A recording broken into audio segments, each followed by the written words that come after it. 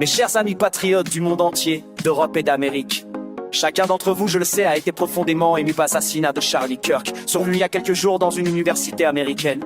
Il laisse derrière lui une femme et 2 enfants à qui je veux adresser mes pensées les plus émues. Son assassinat, dans de telles conditions, est un choc. Un choc pour des millions de citoyens américains, mais aussi pour des millions de personnes en Europe qui suivaient ces vidéos.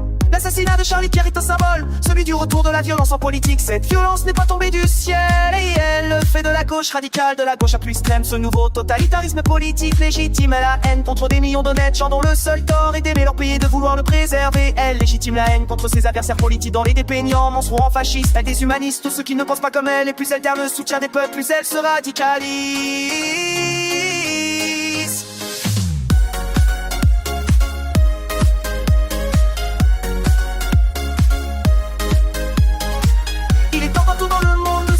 Au danger de la gauche radicale, de mener frontalement et fermement ce combat idéologique.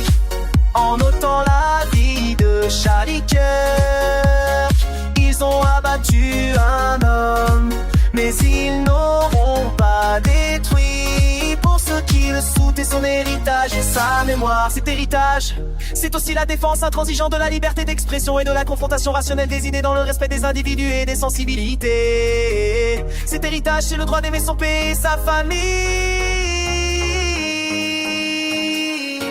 C'est le droit de le revendiquer.